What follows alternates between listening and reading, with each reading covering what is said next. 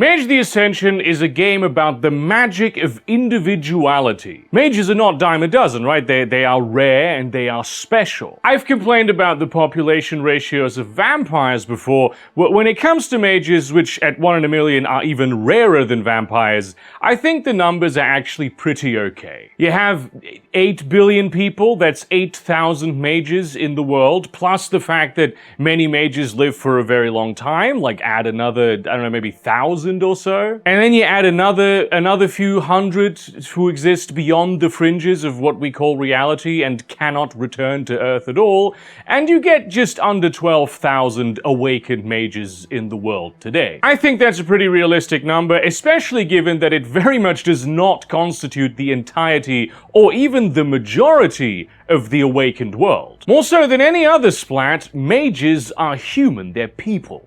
They tend to be embedded in their society, surrounded by adjutants and cults, sorcerers and extraordinary citizens who know how to work the sort of linear magic derived from the true magic of the awakened. Though each is a force that bends reality to their will, mages are not islands, but mountains, which... Look, I know most islands are also mountains, but just bear with me here. I'm trying to like do a metaphor for a second. And most mountains are grown together, shaped by the same forces into and from the same stone. And that's how you get mountain ranges. In previous videos, I have outlined the two major factions in the world of reality-bending will workers, as well as the fundamental conflict between them. The traditions fight for the furthering and preservation of the magical arts, whereas the technocracy wants to eradicate the chaos of magic and tune all of reality to the same frequency. So the laws of the possible are identical everywhere on Earth, and I mean, ideally even outside of it. The conflict between these two sets the stage for the Ascension War, which was waged very hotly in the 20th century, with, additional skirmishes in the apocalyptic aftershocks of that conflict. Really, the traditions were founded in the 15th century in response to the Technocratic Union, which at the time was not called the Technocratic Union. And just as like a quick note, because many crafts are historical and regional, I will be using the words technocracy and order of reason pretty interchangeably here, even if at certain times the organization went by other names. Just, let's not overcomplicate things. The traditions are built of 9 organizations representing, in a very broad tent fashion, the 9 types of mages that exist. And this is where we start running into issues, because there do, in fact, exist more than 9 types of mages. Sure, many mages share commonalities in their worldviews or the tools that they use to work magic, but when you break it down, every mage is actually unique in the way they function and in the things that they can do. So that's problem number 1. Problem number 2 is that this is an organization sort of forged in a time of crisis in Europe, at the calling and behest of Europeans. Now, of course, to mages, the oceans and deserts of the world are not nearly as impassable as they were to mortals back then, right? Continent-spanning international relations did exist way earlier for mages, even if the meetup spots were like treetop lodges in ancient forests or the corridors behind the mummer's stage of reality. These people were doing space travel in pre-Roman antiquity, and they didn't need no moth ships or slipstream realms. The houses of Hermes were well aware that America existed, and the medicine workers over there knew about Africa and Eurasia. And in totality, they knew of additional continents that we have chosen to forget altogether. But it wasn't trivial or even easy to commune in such a manner, and what the traditions needed were large and powerful groups to stand up against the emergent threat of technocracy. It does sound cool if you just say technocracy. It's like saying empire. This was easy enough for the Order of Hermes, who were like complex, storied, and stratified. They had their protocols and their rules and their strict delineations, their etiquette of who is who and what is what and how to deal with which kind of situation. The celestial chorus commanded the divine majesty of religious hierarchy and organization. Even the verbena at least had their sacred bloodlines descended of the wick, though many of them despised one another. But already with the Euthanatoi, the Hermetics were bewildered when they said, yeah, I mean, we all care about their fate and stuff, but then we think death is an important part of life.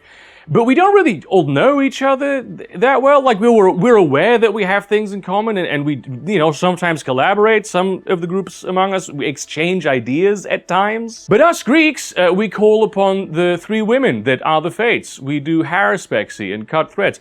Over there in India, they turn the karmic wheel. They try to guide people onto their dharma with incense and meditation. It's a very different game, what we do. And then you had Siberian shamans, Diné medicine workers, and San clever warriors all lumped together, pressured to forge a whole new massive globe-spanning organization out of nothing because other people identified them as non-Europeans who speak with ghosts. Most of these people were locally concerned. They had to work very hard to find their similarities. And then further complicating things, you have some Africans going, actually we don't really do the whole spirit thing. We believe in words and symbols of power, just like you, Mr. Houses of Hermes. So like, if we are organizing based on the way we work magic, we should, by that logic, kind of like join your organization. And the Hermetics said, preposterous, you are African bush mages and you do not even know the rules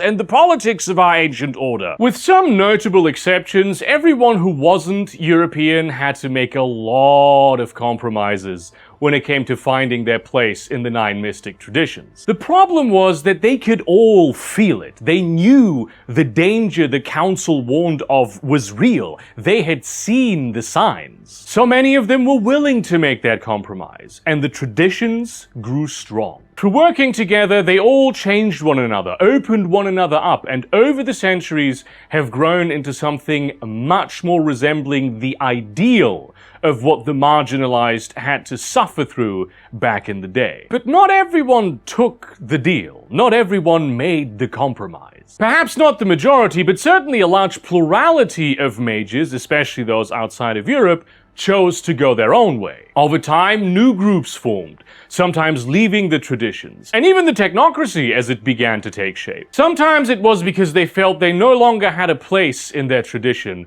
or because they felt the tradition lost its way, or they felt abandoned by it. Like whole traditions left the traditions and became crafts. Others could not stand to suffer the depredations of colonialism their people suffered, while their supposed allies stood idly by or even participated in the atrocities of genocide and erasure themselves. The conquistadors brought agents of reason just as frequently as they brought choristers who burned with religious fervor. And that is how we get the crafts. A craft is any group of mages not affiliated with either of the two factions engaged in the Ascension War. Some of them are quite large, others are tiny. They often include globally marginalized groups or splinter groups so extreme their factions want nothing to do with them. They are the miscellaneous category of mage, immensely diverse in their worldviews, practices, and histories. The only thing that really defines their existence is that they are people who have chosen to associate over shared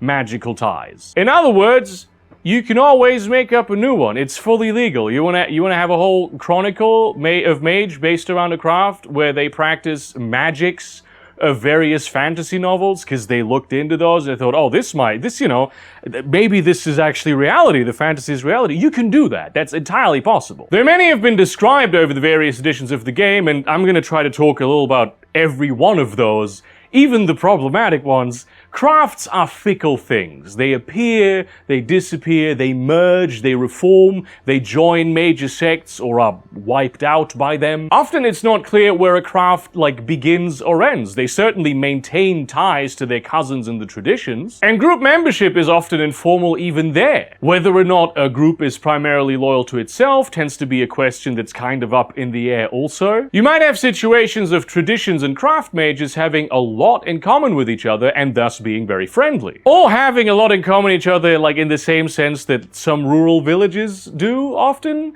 where they don't care about the wider world, they don't hate anyone, except the folks a quick walk over and beyond the hill. They're less than human. they're terrible. Even within a craft, its members might disagree on whether they are or are not aligned with a certain faction, and individuals might feel loyalty to various groups and consider themselves part of them, or maybe they're not part of the group, but the reality of their life is that they mostly work with other people who are in that group. So to define the strict delineations of a craft can be a fool's errand. But there is a group of crafts which, in a twist of irony not seen since the music video Smack My Bitch Up by The Prodigy, have decided to team up and work together towards certain common goals that they've come to see as existential. These crafts that banded together are known as the Disparate Alliance, and though they're certainly tertiary to the technocracy and traditions, they should not be underestimated. They comprise some of the largest and most powerful crafts, and they could throw around a lot of weight if they wanted to. That's why they work together in the first place, in spite of their at times irreconcilable seeming differences. There's no one point when the Disparate Alliance truly formed. They began banding together in the 1990s, where magical crisis followed magical crisis, and crafts were being wiped out left and right. Many independent groups and mages ended up joining the traditions during this time, and those who would form the Disparate Alliance instead saw the same thing that all those groups who became the traditions all those centuries earlier saw: their safety in numbers and success in collaboration. But they didn't join the traditions. They chose to make their own thing. And not just because there was too much bad blood between them. They all have different particular reasons, but there is some common ground. First of all, the Ascension War itself, the constant enmity between technocracy and traditions, had caused untold casualties. Most recently, the Avatar Storm itself, a force which almost destroyed everything they held dear about magic, was a consequence of that war. Then, in the aftermath, in the efforts of reconstruction, the traditions and technocracy, though still of course officially enemies, got a little too chummy with each other. And though the Disparate Alliance is neutral, leaning friendly with the traditions,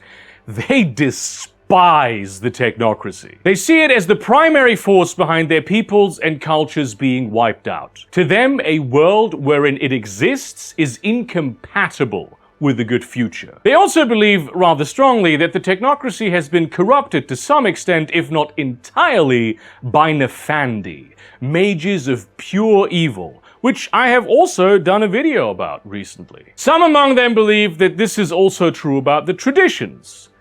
But, like, who knows, right? And of course, the Nefandi are the true enemies of humanity. The Disparate Alliance is really quite metaplot dependent, and in Mage, you get to choose your own metaplot. Whether or not either of those organizations have turned Nefandic, and to what extent, is entirely up to you and your table. I, for instance, don't love everything being corrupted by Nefandi. Some people really do. If the Avatar Storm was stronger, or still persists, more crafts would probably have joined the Disparate Alliance. If the Avatar Storm didn't occur at all, or was much milder in your continuity, the Disparate Alliance itself might not exist at all, or certain groups may or may not have joined. In the most canon interpretation, 5 crafts founded the Disparate Alliance: the Ahl-i-Batin, Bata'a, the Hollow Ones, the Ngoma, and the Solificati. Over the years, the Hippolitoi, Knights Templar, Kopa Loei, Taftani, and Wulung joined them as well. These later members are not lesser than the original group. Each craft represented in the Disparate Alliance is equal to every other. And though they wish to grant each other as much independence as possible, differences and feuds have necessitated certain mutually agreed upon protocols on how to settle inter-craft conflicts. Originally, of course, the idea was that a firm handshake and the intent to work together would suffice,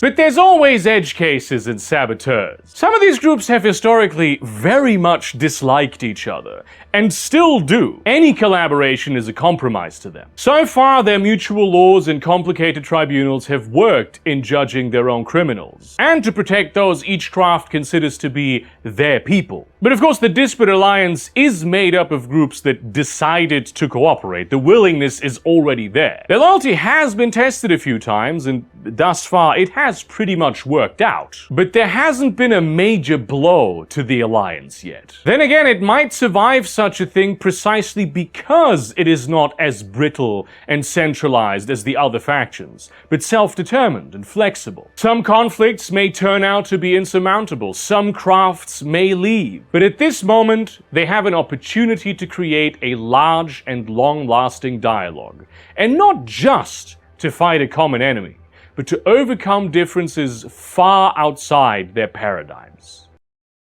The first of the founding members of the Disparate Alliance are the Ahl-i-Batin, also known as the Batini, or the Subtle Ones. And Mage lore cracks may be aware of the fact that they were members of the traditions from their inception until 1922, though a tiny cabal of them remained and founded the Hermetic House of Batini. In fact, they were among the leading forces that led to the creation of the traditions in the first place. This habit of founding clubs is not at all surprising though, because at their core, the Ahl-i-Batin believe that all things are actually just one thing, and everything is connected, because nothing is separate. Meaning that, in truth, there is only unity. They believe one singular God created the universe, and to transcend is to reunite with him. The avatars of mages are elements of their soul which mirror God, and which will be unified with him once more. And if you dig a little deeper, you find that they believe God, and the avatars that comprise it,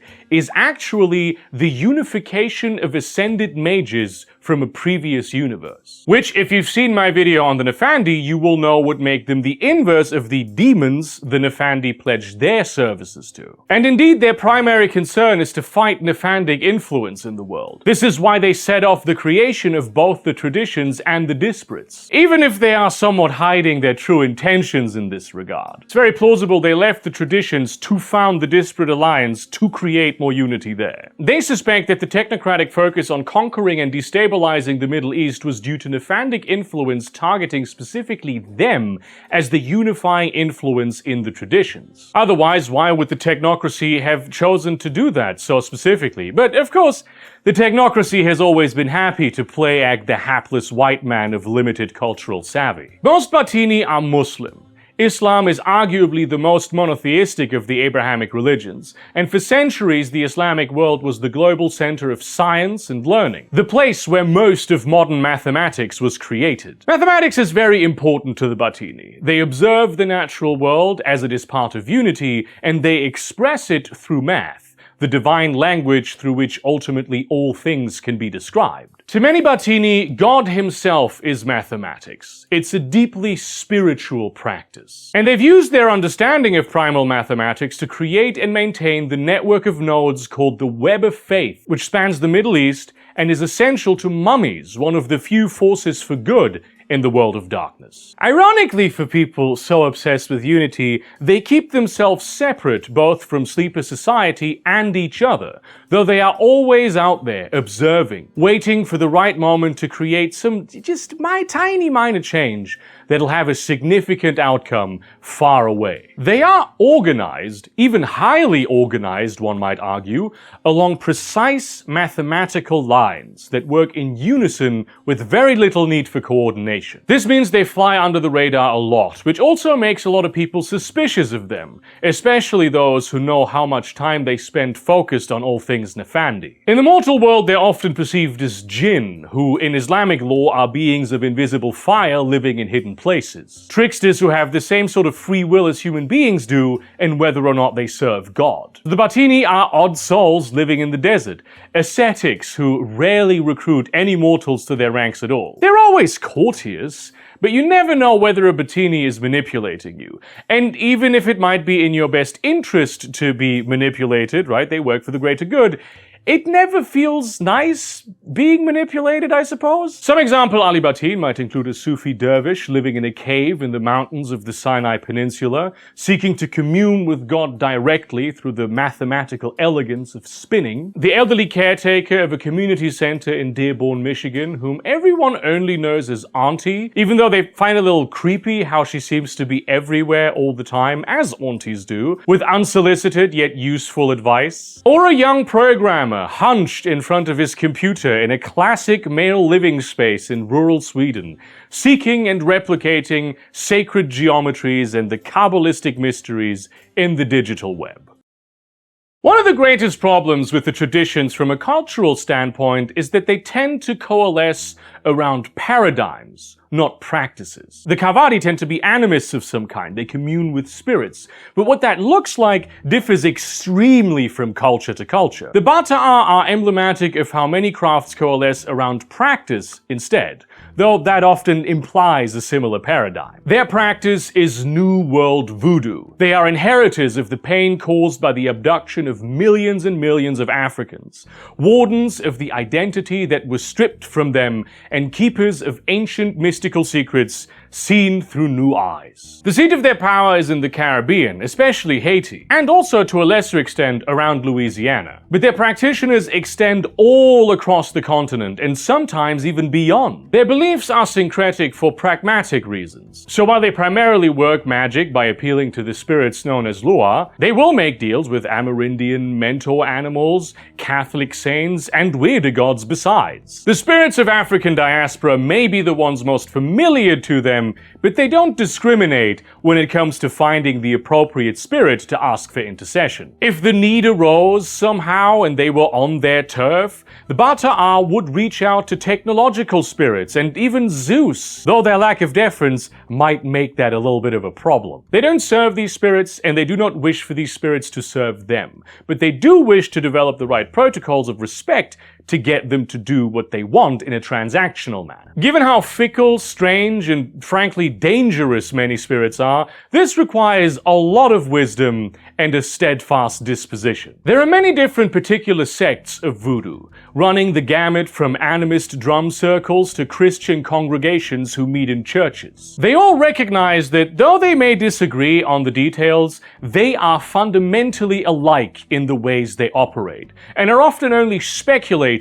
at the infinite complexity of the world beyond. Much of their magic revolves around music and dance, community rituals, appropriate offerings for the right deities, measured and intentional negotiation, and of course, spirit possessions, which are very different in context and implication from what other Christians may call sort of demonic possession. They also do not discriminate between awakened mages and mere sorcerers. They do acknowledge that there is a distinction, but both are equally valid things to be. Sorcerers regularly attain senior positions of respect in their admittedly very flat hierarchies. It's hard to call the Bata'a isolationist, as much of their work is explicitly community focused, and they are also a huge craft, like this is one of the biggest ones, even rivaling some traditions. But they do limit themselves in the secret places of black diaspora communities, the places that are hidden from nosy white folk. This isn't to say that no white person could ever become a member, but it's a steep climb to overcome the barriers of trust erected to protect these communities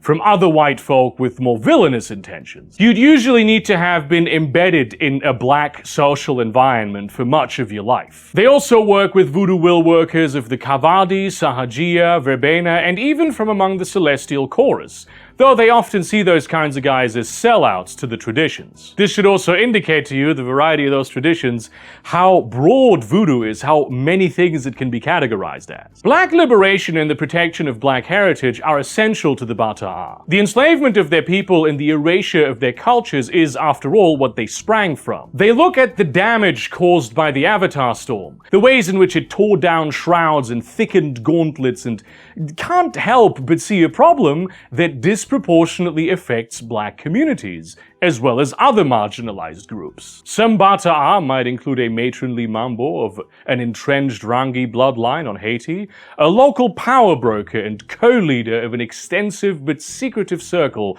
trying to fight the influences that keep destabilizing her home. Or maybe a young man from the Bronx whose interest in politics introduced him to a patient teacher, and who now travels through West Africa seeking to connect to some of the original traditions. Or perhaps the owner of a music venue in New Orleans, tending to the health of the spirit world of the Vieux Carré, creating the sort of light-hearted environment where spirits may freely walk among the mortal world, and not just during Mardi Gras.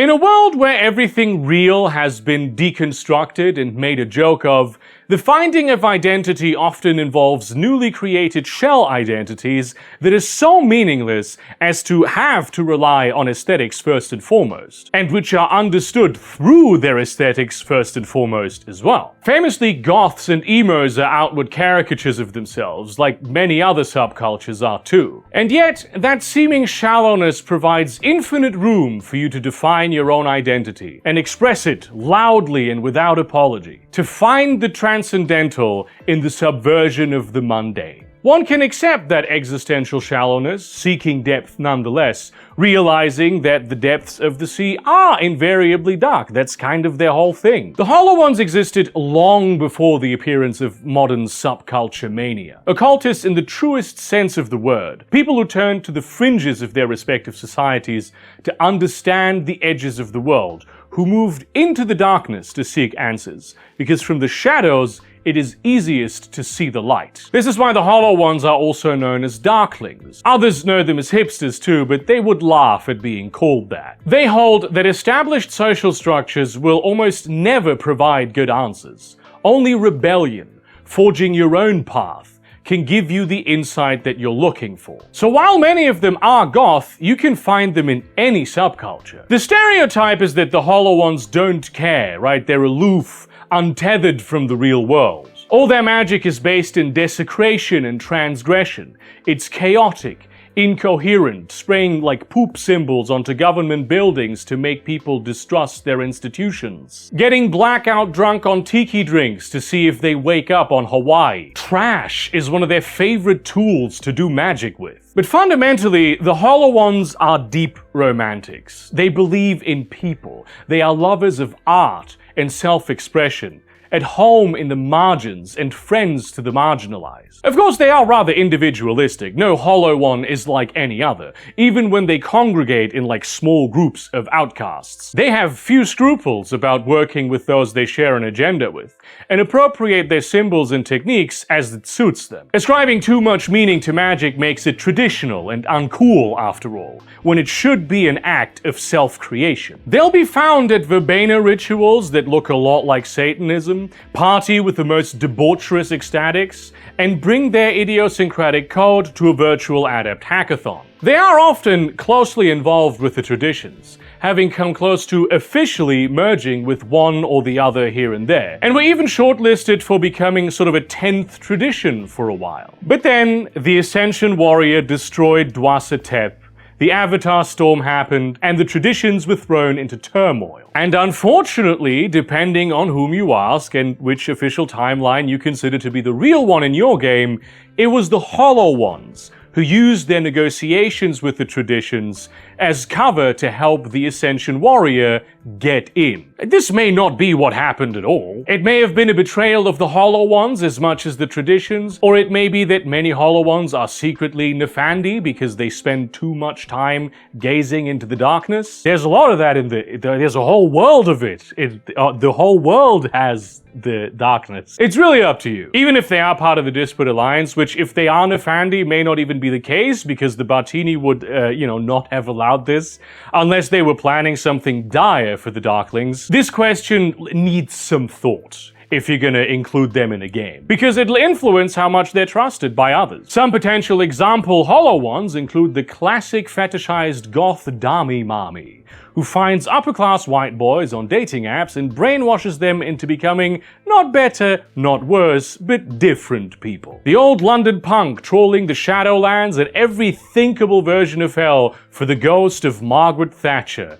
as well as all the good compatriots he's lost over the years. Or a Japanese mangaka with decidedly dark and transgressive material, seeking to shake the foundations of her terribly rigid society by specifically targeting the politicians or bosses of powerful zaibatsu with slander and ridicule. Most of the world has forgotten the great civilizations of sub-Saharan Africa, primarily because they were erased. But the Ngoma, remember, they've spent many centuries collecting and hiding the magical secrets of Nubia, of Aksum, of Oyo, Ife, the Congo, Great Zimbabwe, of the Ashanti and the Songhai. Their thirst for knowledge and sheer necessity created these scholars of 100 syncretic traditions. They believe in the power of magic itself, spells and formulations, symbols, words, chants, rituals that, though not as precise as those of the Hermetics, are often much more elaborate. In fact, when the traditions were created, they were those African mages who offered to join forces with the Order of Hermes, in a stage where they were really more of an alliance of separate magical groups, not unlike the Hermetic houses. It would have been a great fusion, it would have worked out very well. They even had their own equivalent to Enochian, right, their language of angels and demons that many Hermetics learn, called Ufungoto. But they knew the Hermetics would not treat them as equals, and the Hermetics did not want to be associated with primitive bush shamans, because, you know, they were a bit racist. The Ngoma are proud, learned, wealthy. Secret societies nested within secret societies, spanning the African continent. Colonialism wreaked absolute havoc on their lodges, forcing them to hide all their spells and techniques in otherworldly archives to weather the storm, often perpetrated by the very traditions meant to oppose technocratic overreach. Eventually they had to hide there themselves, learning from disparate sources, blending the old African schools of magic as they thought necessary, happily expanding their toolset with European magics as well. Where the Hermetics balked at technology for a long time, the Ngoma readily accepted it. They do not consider magic as something exalted beyond reality, but something that is fundamentally part of reality, and so find that deep study of the natural world, including with methods provided by Western sciences, gives them great insight into the workings of things. As colonialism began falling apart, they emerged from their seclusion, bringing back their powers, seeking students among peoples rendered irreconcilable by tyranny and genocide. They value few things as much as education and respectful decorum, especially in their apprentices. These are, after all, the descendants of royalty. And this is also where a different story of the Ngoma enters the picture, one which many among the Bata'a would prefer was not simply forgotten. When white colonizers first came to Africa, they recognized just how great those empires were. The Portuguese traded for slaves with the rulers of the Congo not at gunpoint, but because those aristocrats, like all aristocrats, were happy to get access to foreign luxuries and weapons if all they had to do was part with a few of their slaves. The Ngoma numbered among those same elites, and though they were warned that the Europeans would soon outmatch and subjugate them, they were too arrogant to listen. Then, when white armies marched on African lands, the Ngoma hid in their mystic sanctuaries, leaving the people they had claimed dominion over to suffer unspeakable depredations. And now that they're back as saviors, it is once again the elites of Africa they embed themselves with, raking in the benefits of neo-colonial power structures while painting themselves as liberators. The Ngoma obviously don't identify with this story, and probably both accounts are equally true and untrue. It bears noting that many were eager to join a more open-minded and modern Order of Hermes, founding the great house of Ngoma there. But the majority of Ngoma remained independent, a little too proud to just forgive that old disrespect. So they worked closely with those who joined the traditions, rebuilding old networks of power that the modern colonialist capitalist technocracy find nigh impossible to penetrate. Some example Ngoma might include a businessman in Lagos steering the affairs of an international conglomerate, investing huge sums in schools and programs that canvass the ever-growing sprawl for the hidden rituals of the people who come there from the countryside. A taciturn archivist in an extra-dimensional sanctuary at the bottom of Lake Kariba, maintaining an extensive library of knowledge you must be well trusted to access. Or an explorer deep within the African interior, cross-referencing ancient texts to find places of power that now lie forgotten in the jungle, as well as the lodges of Ngoma that are still hiding out there. Like the Ahl-i-Batin, the Solificati were one of the founding groups of the 9 mystic traditions. They were the refined masters of medieval alchemy, placing them in a very complex political position when the threat of the Order of Reason emerged. Alchemists, like inquisitors, were among the strongest advocates for a world that would follow logical rules. They pioneered scientific methodology. On the other hand, many hermetics claimed that alchemy was innately their tool, and many alchemists followed a hermetic school of thought. Key differences ultimately made them align with the traditions as an independent force. For one, those alchemists who would become Solificati believed in the transcendental power of their magic, seeing it as a tool to not just change the world, but bring the beyond into it. This made them reject the Order of Reason. As well, they did not believe the core of magic lay in words of power or the right formulae, but in the fundamental fact that all things were made of the same stuff, infinitely transmutable,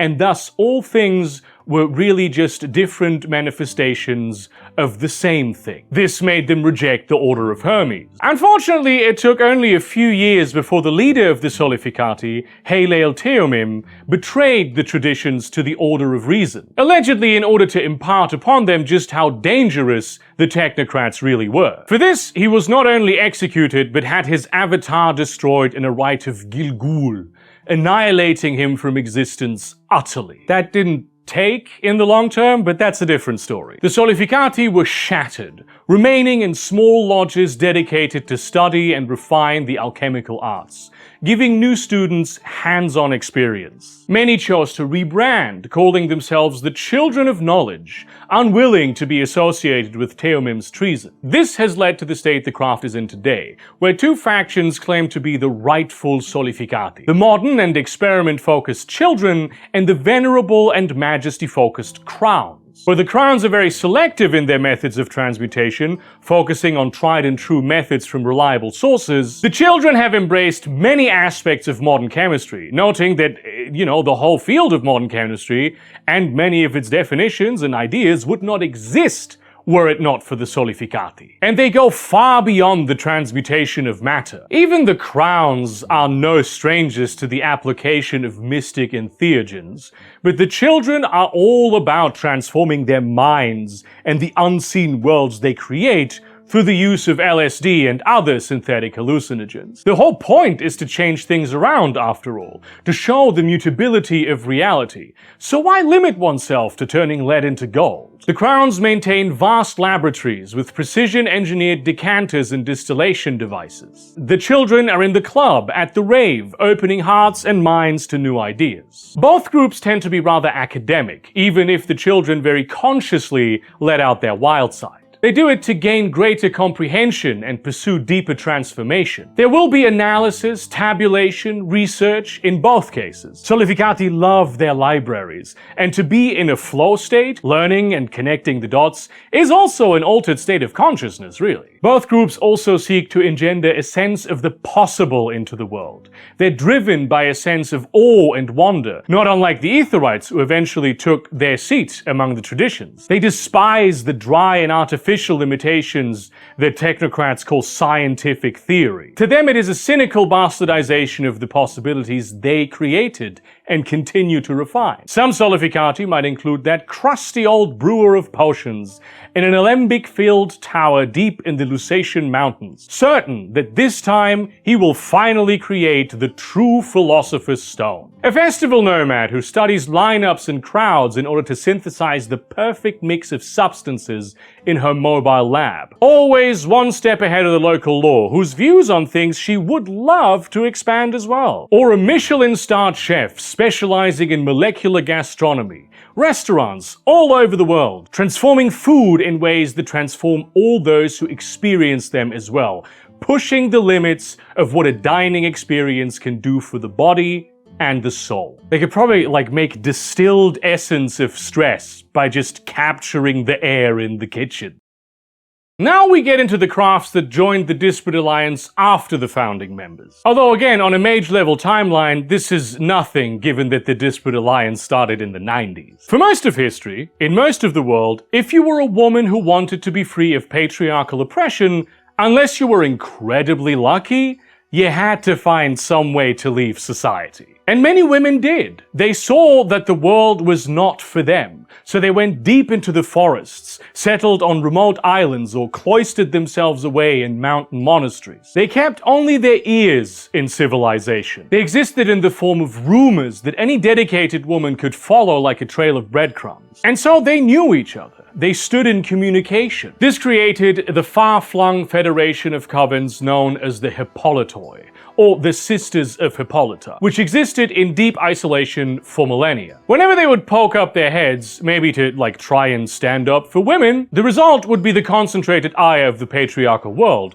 so they prioritized protecting the women who actually lived with them. Until the turn of the 20th century, when, through the ceaseless work of generations, the axis of history finally bent toward justice enough that international women's movements started to become the norm and find political support. Having been refugees for so long, building up their strength, the many tribes of sisters stepped into the world to bring forth the fight for women's liberation. The Hippolitoi include a variety of paradigms and creeds, like warrior Amazons, heretical nuns, pagan witches, even circles of academics. They thus tend to have something in common with pretty much every other group or tradition, though they tend to accentuate girl power, the divine feminine, and various other practices and components associated with women. Much of their work is also extremely community-focused. They perform many group rituals where they do not even distinguish between awakened and unawakened practitioners. To them, joining the Disparate Alliance was only natural after some vetting, as they are prepared for resolving conflict with allies. It happens all the time. They insisted that rape and false accusations thereof be policed and punished as one of the absolute harshest crimes within the shared legal system of the Disparate Alliance. They have a clear picture on what to compromise on and what to fight to the death for. And let me tell you that death is an option for them. Their whole credo is death over slavery, to the extent that if they're captured and it turns out to be impossible to free them, their sisters will kill them instead. The other thing they all agree on is no men allowed. Many of them work with men, some even have men as lovers, but the men are never allowed into the refuges. They even kick out boys who grew up there, banishing them forever. Outside of that, of course, there are many differences of opinion among the Hippolitoi. They are all the various flavors of feminist, and especially if you include historical brands of feminism, there's an enormous amount of those. Worshippers of the Mother, the Daughter, and the Holy Ghost wish to Christianize the world. Witches want to dethrone the Stag King and humble him. Academics want to free everyone and abolish gender altogether. Pantsuit business warriors want women to rule the world for a change. Presumably, there is a conflict along the lines of the video I made a few weeks ago, where some Hippolitoi are worried their sisters are trying to establish a patriarchy with feminist characteristics. Some Hippolitoi might include the owner of a feminist bookshop with an expansive occult and esoterica section, who puts potential recruits in touch with the right conclaves. Her books serve as literal portals to other worlds sometimes. A warrior huntress deep within the primordial green jungles of the Venusian penumbra, hunting ungodly beasts and keeping her refuge safe from the servants of mighty wizards who wish to reclaim the wives that ran away from them. Or a crone healer whose house is somewhere in the hills, it's just not clear where exactly, who provides miracles to girls and women who need them but can't get them. The Knights Templar are an order of holy warriors, dedicated to one goal above all: to fight Satan and his hellspawn, and through that, the vile servants of hell known as the Nefandi. They will go to any lengths to do this, even respecting women, which is what they had to do to join the Disparate Alliance. Worse, they had to join an organization comprising mostly heathens and Muslims, and they were willing to do that too. The Knights Templar were once a splinter group of the Celestial Chorus, unhappy with the liberalization of that tradition. Though of course they continued working with the Christian elements, the idea that the One might be seen through any type of lens really was deeply offensive to them. But they have grown and changed as well. The guys who still held grudges against the Saracens when they fought in the actual Crusades are dead at this point, and the Templars are recommitted to the work of slaying demons once more. The Disparate Alliance shares that goal, mostly focused on fighting the corrupt technocracy, which the Templars are happy to have help with. Many remain uneasy associating with what are effectively witches, but behind all the ceremony, they are a deeply pragmatic organization with no qualms grabbing a hold of all the options. They seamlessly blend sacrament with modern science and technology. Their exorcists are trained in psychology. The foundations of their ancient castles have been reinforced with ferroconcrete, and their warriors brandish blades with the same confidence as assault rifles. The only Templars who call themselves knights are both awakened and have true faith, in game terms, in the Christian God. There are plenty members of the organization who are only one of those things. Some are devout Christians, but don't have what you might call true faith, which again is a game mechanic, and they fill many other useful roles. Don't mistake these guys for bloodthirsty brutes. They know well how easy it is to fall off the road when you are blinded by zealotry. They often remind themselves what they're doing all this for with what they call good works. One of the great knightly orders are of course the Knights Hospitaller, who bring health and safety to people in places who need it the most,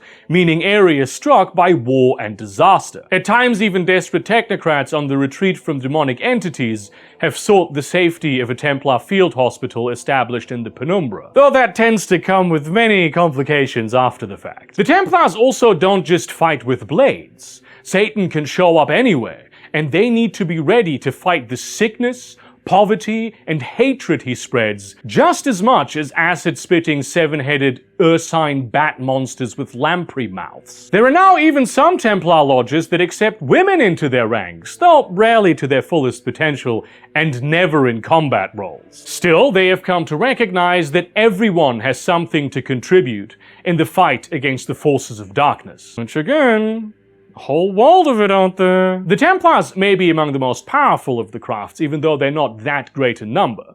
They have effective control over organizations so important that they've historically been in charge of sovereign states, like the Teutonic Order. The Knights of Malta are still considered a sovereign state. They are in the United Nations, even though they hold no actual territory. These are old and powerful groups with vast networks in the church and nobility.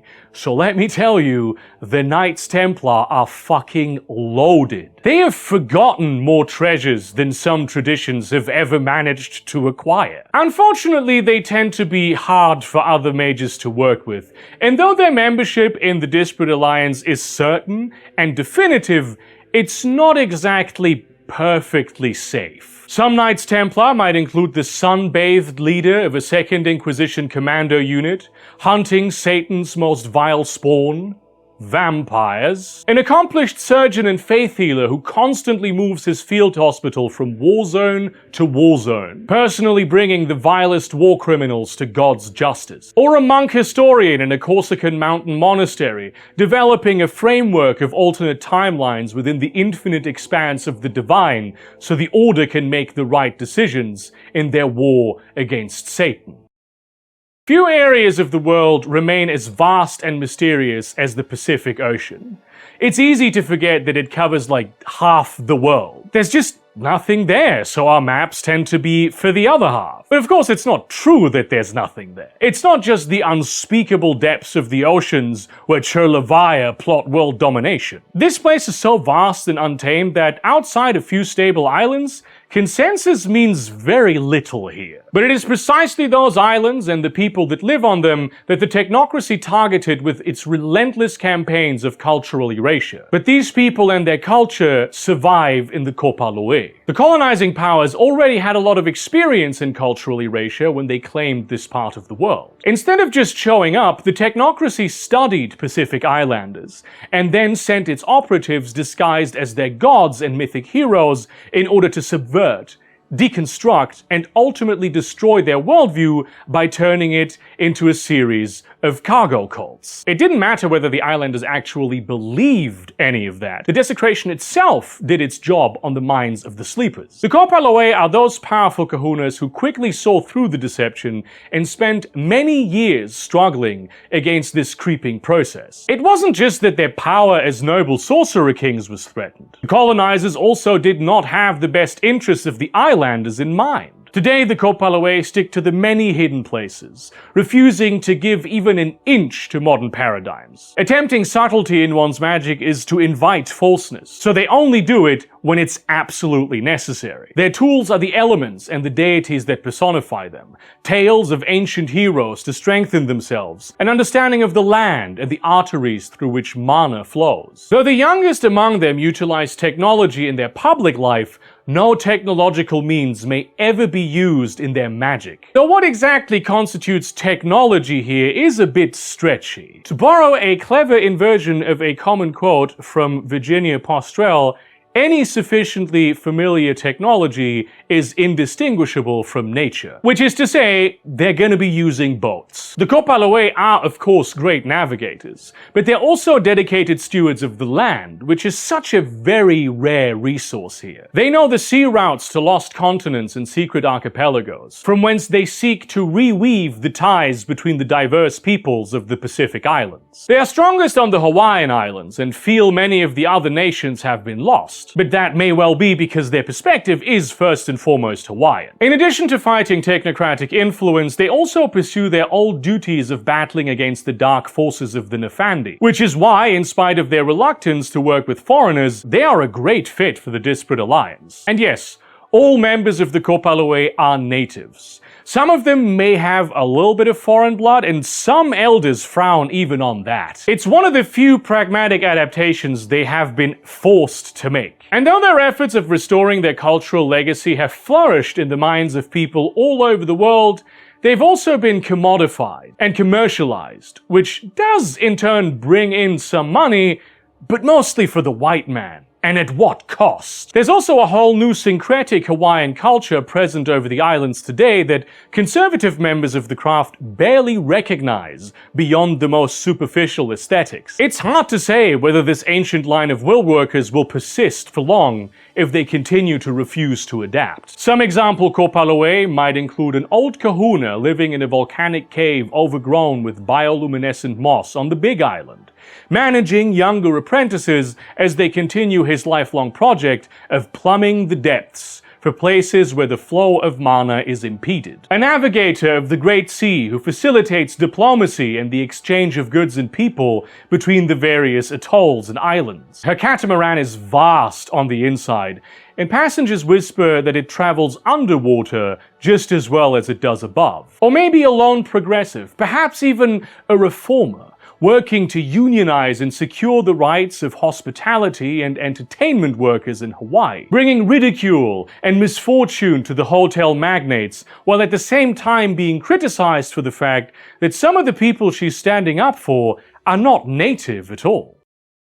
Another craft that has struggled to adapt to the times, albeit for slightly different reasons, are the Taftani, the master wizards of the Orient. They are the weavers of flying carpets, masters of elemental jinn trapped in ornate oil lamps. Like this one, I have one of those. Not a jinn, but an oil lamp. The ones whose turbans turn into deadly serpents. The poets whose words make sand dunes cry themselves away. To the Taftani, limitations are a lie, and the truth is that the world is full of infinite potential, which can be crafted into reality by one with the right skills, tools, and willingness to create. To them, the sense of awe and wonder, the ostentatiousness of magic, is the point. It is meant to make people go, wow, that is incredible. To embrace subtlety would be an insult to their paradigm. Most of the technocratic war against magic in the Middle East has been against the Taftani,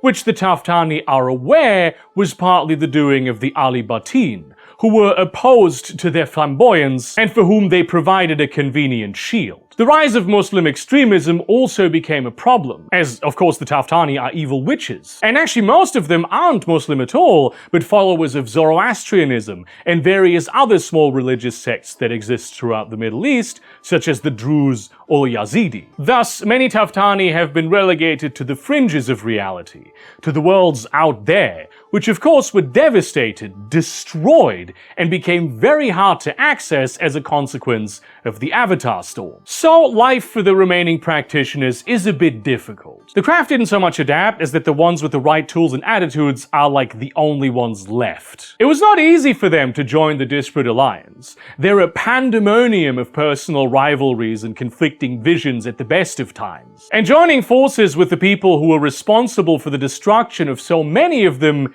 couldn't have been like an easy step to make. Sort of easy ounce of forgiveness to find in your heart. But you hear of crazy cities in the desert that, once investigated, seem impossible. Urban planning YouTubers make videos about them all the time, and yet they persist in the face of all pressure. The Taftani built those cities, focused of course much more on like the pomp and grandeur than any sort of practicality, which is why it kind of sucks to live in Dubai unless you're very rich. They embrace technology. They love it as a means of opening people's minds to the possible. But that is exactly how the technocracy does not want technology to be seen. The Taftani find many allies among the Etherites, as both share a philosophy that technological achievements should inspire hope and awe. They blend this with artistry of every kind, the ultimate, purest act of creation. Poetry and music are the most stereotypical Taftani arts, but there's nothing they won't try, so long as it's approached with the desire to create beauty, not some half-assed deconstructionist bullshit. You have to be ambitious to become Taftani, or even associate with them. You need to see things in the world that are not there yet, and have the audacity to actually create those things. You have to be willing to risk playing with forces far beyond your ken and power, and to do so confidently. Otherwise, you'll be crushed by them. The Taftani may have once been one of the most numerous magical groups, and this is the reason why they've been whittled down, at least a big reason. I'm not saying they're sort of Darwinian in their training and approach, but I'm also not saying that they definitely aren't that. I think one thing that needs to be clarified is that I did describe the Batini as Jinn earlier, and the Taftani make deals with Jinn constantly, but these are like a type of elemental spirit, which the Taftani treat as Western wizards might treat spirits and elementals. They're not the same thing, right? The Batini are people, and they're not the ones the Taftani make deals with. The Batini are just more Jinn-like in like an Islamic sense, whereas the Jinn spirits are kind of like a 1001 Nights coded. Some Taftani might include the Wizard Sultan of a flourishing oasis in the middle of the desert known as the Empty Quarter. People tell tales of its sprawling palace and honey-sweet dates, but no one can find it without invitation as it travels across the dunes. An electronic musician in Tehran, a rising star in the local nightlife, doing elaborate light shows where mythical beings emerge from the laser beams. Or perhaps the proprietor of a shop selling mystical curiosities in one of the side streets of Paris. Her knowledge of such artifacts is extensive, and she will broker deals with mighty Jinn for those willing to pay her, and also indulge her eccentricity. There is a good chance that at some point in history, the Wulong were the most powerful magical group in existence, far eclipsing whoever would be second. They were invited to number among the mystic traditions. In fact, there was a sentiment at the time that the war against the Order of Reason could not be won without the Wulong. The dragon wizards of central China didn't even fully listen to their envoys before sending them back. The very idea of debasing themselves to work with filthy barbarians was beneath them, and nothing would be able to topple them anyway. They were, after all, the descendants of the mystic advisors to the Yellow Emperor, their bloodlines exalted by supreme divinity, who brought order to a world made only of primordial chaos. They were more like gods than humans, performing elaborate structural magics that shaped entire civilizations in the image of Confucian philosophy. Their methods include a wide range of geomancy, ancestor worship, dominance and social order, courtly manners and respect, and of course, wealth itself, symbolized by the perfect metal of gold. Martial arts are also part of their repertoire, but actually somewhat rare. As we all learned in history class, Imperial China collapsed under the weight of colonial might and did not rise again like a phoenix. The technocracy is powerful in communist China, and went after these ancient mystics with dedication and precision. Some came cowering to the Order of Hermes, where they founded the House of Hong-lei. They kinda had to abandon the whole, like, China is the empire of God in the center of the universe and only Chinese people are actually fully human thing, though, to do that, which the Wulong at large still believes. This is in spite of the fact that the people who now call themselves Wulong would barely have been noted as worthy inheritors to the traditions they so proudly cling to a few centuries ago. They've had to abandon their insistence on the purity of Han Chinese blood among their recruits. Your ancestors still have to be mostly Han, so there is any chance of divine descent, but the bloodlines have long since become muddled. Recently,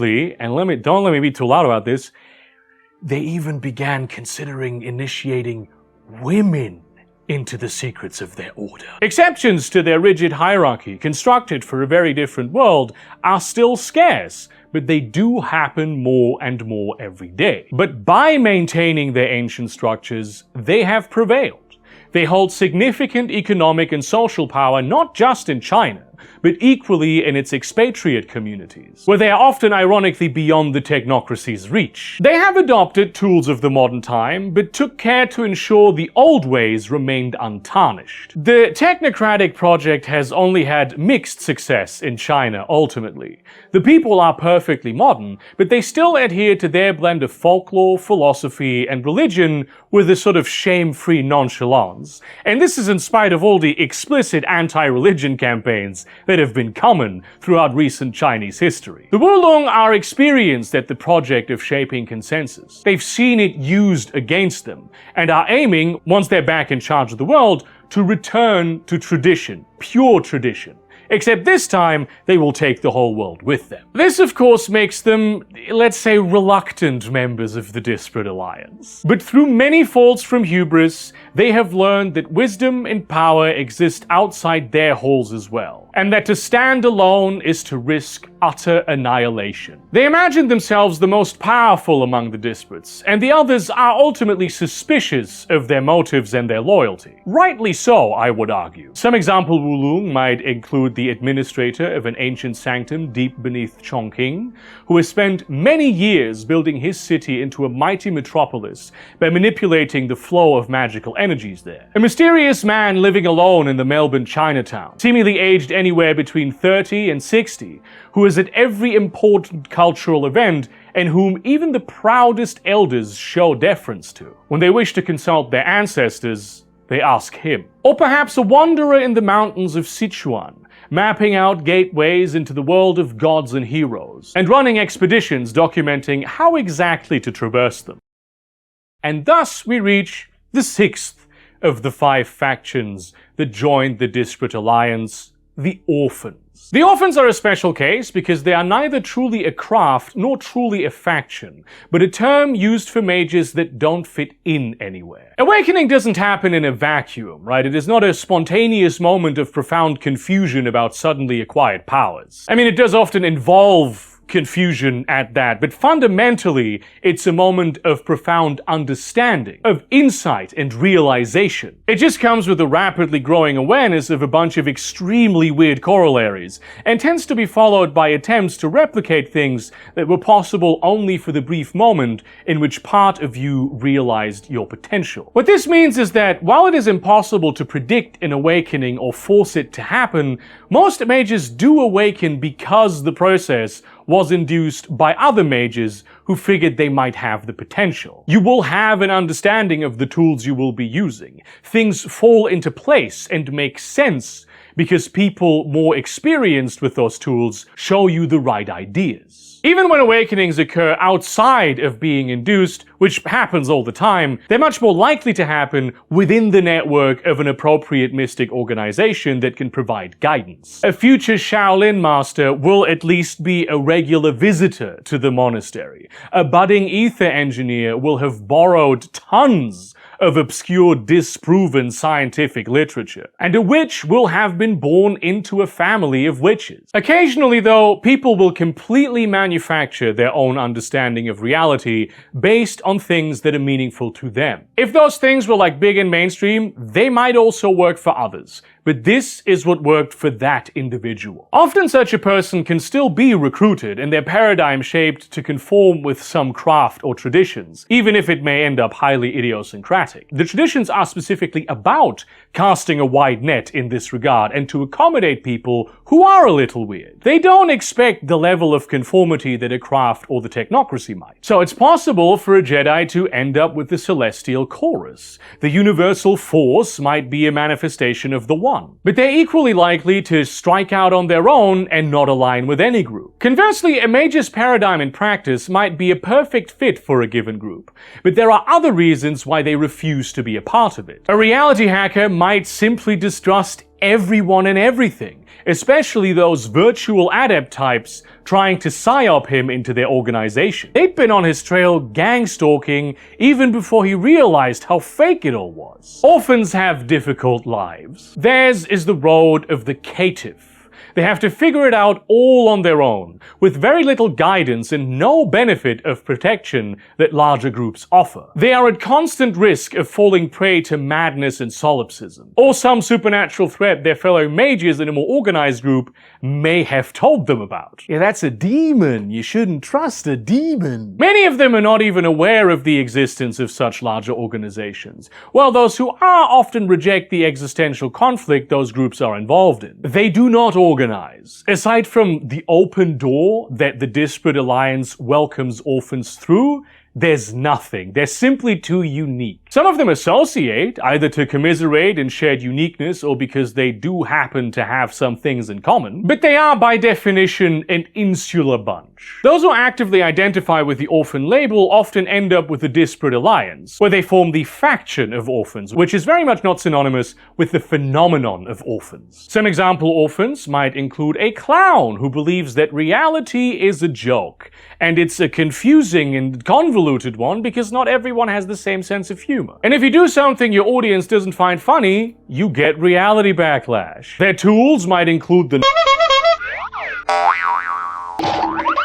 and I don't want to point it out, but there's a lot of evil clown potential here. Or perhaps someone who became so obsessed with Skyrim that they learned and developed the way of the voice, so they could become a greybeard using dragon shouts and meditating in a snowy mountain monastery. Perhaps what is at the end of their road to enlightenment is Chim. Or, and hear me out here, a vampire. Not a kindred, of course, their avatars are destroyed and they can never do real magic ever, but someone who died and came back, right, a near-death experience, realizing that what she'd suspected all her life had been true, and she did indeed have the vampire DNA that was activated by this. Now, sunlight doesn't seem to harm her, though she certainly doesn't like it. Drinking blood, social domination, all manner of paganistic rituals might all be tools she utilizes to develop more and more of her powers. Mind control mesmerism is not even difficult,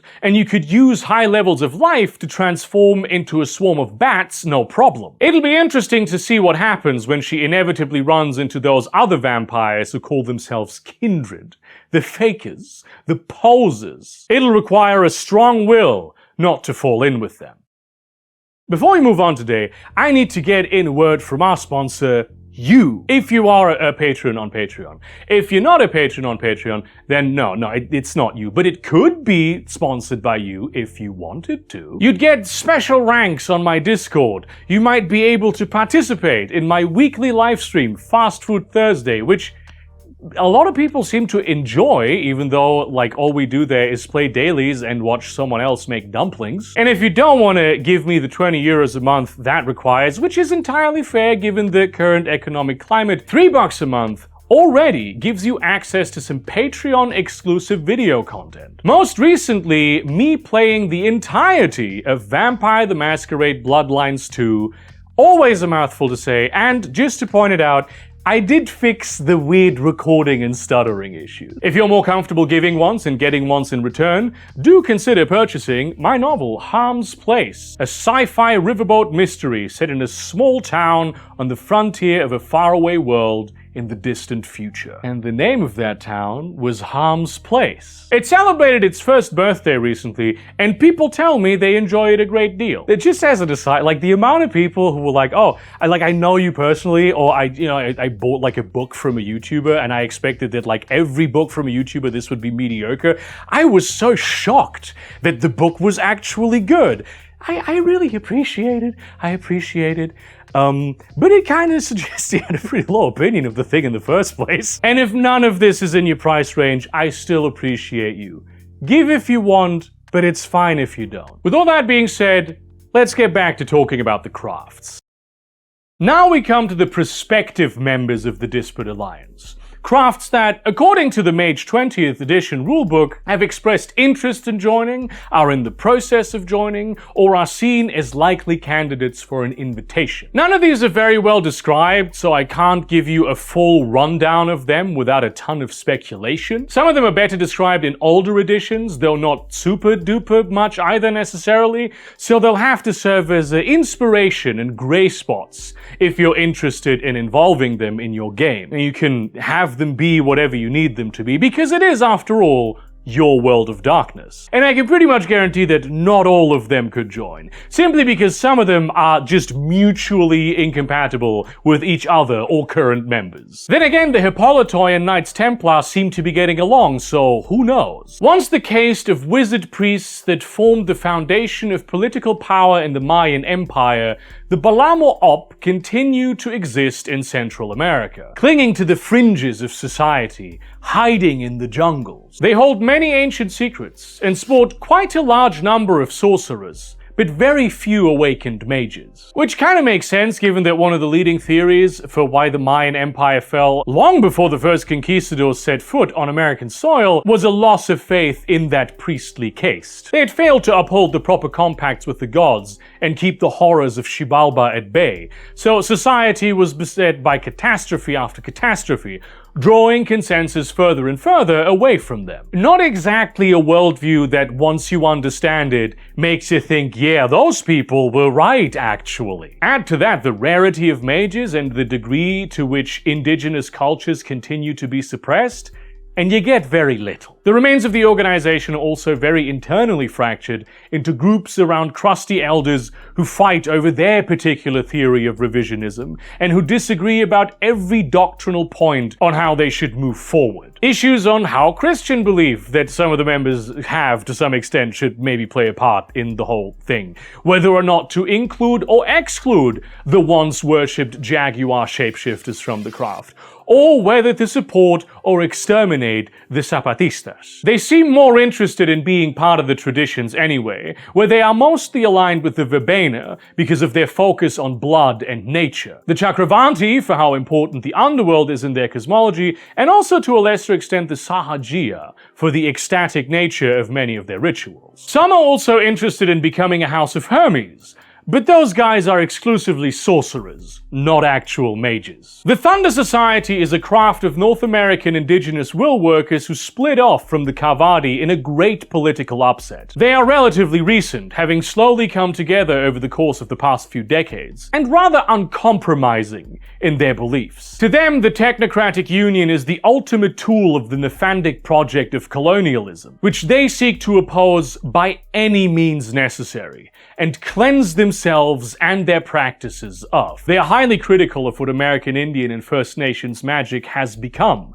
and reject any practices and beliefs that have been even vaguely touched by colonialist poison. To them, the very institution of the Kavadi is colonialist, a sort of Raj nobility of people who reject their own heritages in order to represent a million flavors of shamanism, a concept, strictly speaking, not even endemic to North America. They don't believe believe in healing or building ties, only in purity of methods and a will to wage war against the ongoing colonialist project. They view the Dream Speakers as cultural traitors and, though they do not openly war against them, interfere with them constantly, usually by taking their recruits, which has seen the Thunder Society grow to fairly large numbers in a short period of time. It seems ironic that they're one of the most eager to join the Disparate Alliance, but with all their notions of purity, they have a warrior's pragmatism about them. Aside from certain diplomatic incidents, the Disparate Alliance would allow them to keep their distinct identity and handle internal matters without outside interference, which is one of the things that drove their members away from the traditions in the first place. Plus, the Disparates are dedicated to fighting the right enemies without offers of amnesty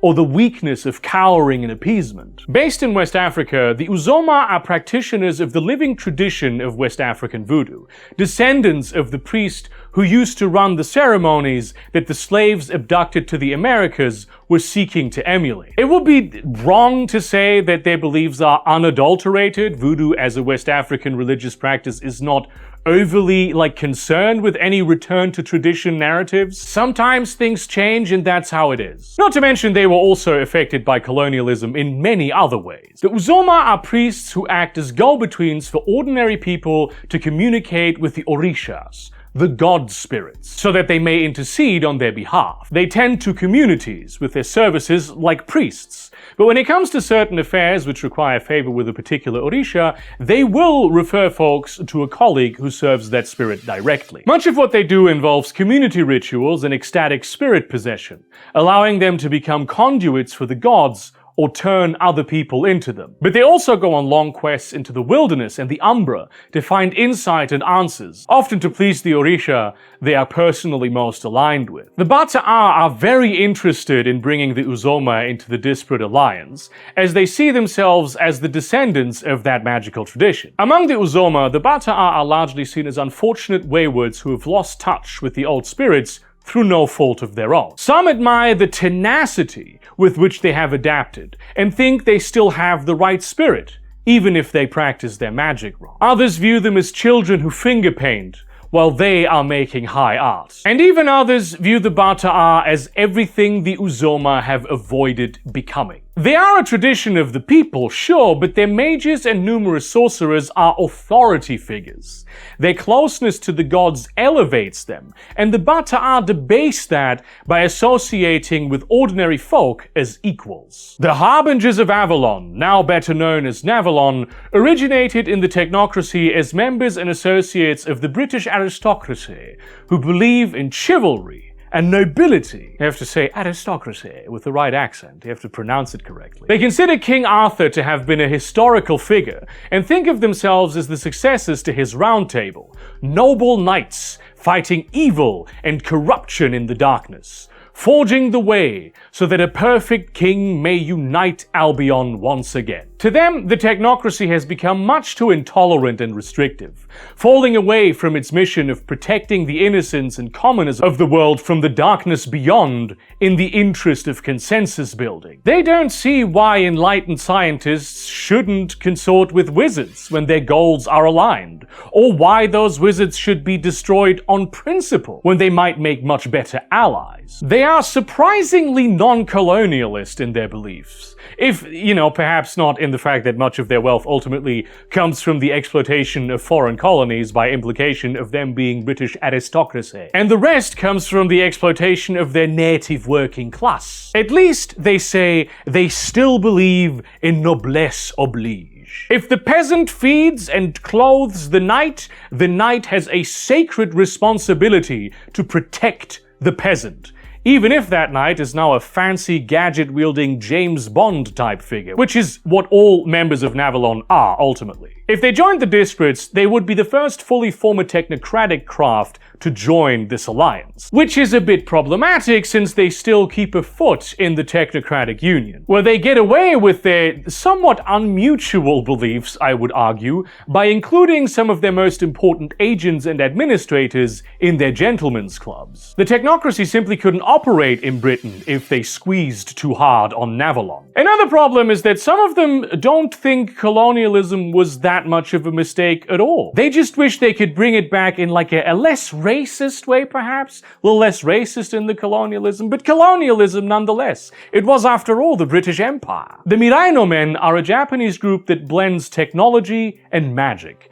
In fact, seeking mysticism in technology and its magical circuitry and algorithms. There's very little about them in any of the Mage books, literally like 28 words of description among all books I could find, which is it's one book. But going off further research, especially with fans who seem to recognize something in here that I cannot see because I don't watch anime, it seems they're very much about living in a culturally active world, where technology is actually used to facilitate self-expression, instead of being a tool wielded only by the powerful to make everything the same. Shin Megami Tensei was posited as an example of how they might operate, if that means anything to you. They certainly do seem to have all manner of cool powers I assume are common in anime, especially of the non-fantasy variety. Perhaps futuristic anime. There is such a thing I am aware of that is a thing, I just don't know much about it. But it's powers like psionics, spirit communion, cybernetics, and companion bonds. They commune a lot with technological spirits, so they're definitely influenced by Shinto beliefs. And they don't see any inherent contradiction between mysticism and technomancy. Instead, they seek the patterns that combine the two. This is rather subversive, of course, which is their modus operandi. Through the rapid adoption of different identities and disguises, they travel the many worlds of subcultures and the mind, tearing down imaginary barriers wherever they go. They are a major thorn in the side of the technocracy in the East, but not an unexpected one. There was never as much of a worship of technology and like eschewment of traditional spirituality as there was and is in Europe. It's not like a dichotomy that is core to their cultures, and so the old ghosts and spirits simply exist in a world with airplanes and elevators now. The Red Thorn Dedicans are a group within the Bahari, a sect of mostly vampires, but also quite a few mages who worship the Dark Mother Lilith. Mind you, these are not Tremere. They are much more closely associated with the Tal Ra, that shadowy cabal of sorcerers that had a hand in like most of the major events in vampire history. But they're very much not the same thing. Most notably, the Dedicans are all mages and sorcerers. They associate with vampires and are part of a vampire religion, but their particular group is not for vampires. Picture them as very serious Satanists, blending occult, pagan, and somewhat hermetic blood rituals at the altar of their goddess. They may seem like straight-up Nefandi, but if you peel back the scabs, you realize that they're about transcendence and salvation, about cultivation of community, and giving peace to those with afflictions so dark none could understand or heal them. Red thorns exalt pain and suffering and the altered states of consciousness that it brings. To be a torturer is to be a benevolent guide into realms of existence where one can learn things reality simply cannot offer. The goal is to transcend that pain and become untouchable to the forces of darkness within oneself, no matter how long, arduous, and unforgiving the path there is. The Bahari have many different sects and denominations, many of them hinging on different interpretations of the role of Cain. To some, he is a vile traitor and misogynist who deserves destruction. To others, he is a fool who should serve as an example of how women can manipulate men into doing their bidding. And then to even others, he's a hermaphrodite who birthed vampires to punish God for his betrayal of Lilith. It's hard to say which particular beliefs the Red Thorn Dedicans subscribe to. There's, again, just not that much about them in the books, but we can say a few things. Obviously, their magic involves a lot of blood, often vampire blood, which is, of course, loaded with quintessence. They hold a ton of ancient secrets, mainly as regards vampires, but a ton of extra stuff accumulated over time as well. And they are matriarchal, which appeals to the Hippolitoi, though the whole rape cult thing is kind of really a deal breaker for them. Plus, I don't think I need to elaborate much on why the Knights Templar don't want these in the same club as them. The Itza'at is yet another craft that has very little information associated with it, and it happens to be the second of the Disparate Alliance contenders who have Mayan origins. traditions. Immediately after the founding of the traditions, they were part of the Chakravanti, and though they never really, left in a formal sense, relations quickly petered out to nothing, and very few remember them anymore. Among Mayan mystics, they were less integrated into the political apparatus and functioned more in the manner of intellectuals, craftspeople, and engineers, practicing astrology and medicine, mapping the stars for the purposes of divination. They would have been the ones to make the Mayan calendar. Among the Chakravanti, they were probably much more in the role of the life part of the karmic wheel. Not death mages at all, though highly skilled at navigating the other worlds, including the underworld. Sometimes you just travel through space into some shard realm or the like, and boom, you find an ancient Mayan ruin there. That is the legacy of the Itz'ats, who up until recently were believed to have pretty much entirely disappeared beyond reality, in a manner similar to the Taftani, with only very sporadic contact to their original civilizations. But rumor has it they were paying much more attention than we might have assumed, and have been making efforts, especially after the Avatar Storm, to return and guide happenings in Central and South America from secret temples and hidden lodges to fill the void of power that they believe the Bala Mo'ob have left. The traditions have tried to recruit them again, but they seem entirely disinterested. It's not clear at all whether they actually do want to join the Disparate Alliance, and also what exactly their relationship to the Bala Mo'ob is. They may not have a very high opinion of them at all. When the Maya Empire fell, the Bala Mo'ob lost everything. But the civilization itself, of course, kept on trucking, it kept existing, and the Itz'at presumably remained stable throughout it until they chose to disappear when the Spanish showed up. It's also not clear why exactly they did that, as we do know that they actively fought the conquistadors for some time. Moving on to another Japanese technomagical group, albeit one we know a little more about, the Go Kamisorigama are ninjas who employ traditional martial arts and state-of-the-art hypertech provided by Japanese corporate conglomerates. And if that isn't the coolest fucking thing you've ever heard, you may know other things that also exist in mage lore that are even cooler than this. They're not a new organization at all. Their philosophy of rapid adaptation to new paradigms comes from their origins in Edo, Japan, where several samurai families who had lost their masters to political turmoil realized that in a world where European merchants were bringing crazy new weapon technologies, they would not survive if they didn't learn how to shoot a gun. They have always looked to the newest tools, but with a discerning eye. They still train with the hand and the blade. They still learn the techniques of the shinobi. They still practice ninjutsu and bunjikan. They just also use X-ray goggles, homing shuriken, camouflage screens, and sniper rifles that fold up to fit into their pocket. In line with their tradition as Ronin, they operate all over the world as mercenaries, which means they have been on the wrong side of quite a few conflicts, morally speaking. And though the technocracy frowns on that kind of thing, especially in Asia, they have acted as their pawns as well. In fact, they suspect that the technocracy has been trying to tie them down and adjust their beliefs away from more mystical practices, seducing them into placing overemphasis on gadgetry as opposed to transcendental meditation. This is why they have seemingly expressed an interest for greater independence, and wish to secure this by joining the Disparate Alliance. They're probably going to find a lot of people who hold grudges they don't feel the slightest bit responsible for. And they'll adapt, maybe even make amends, but who knows if it will be enough.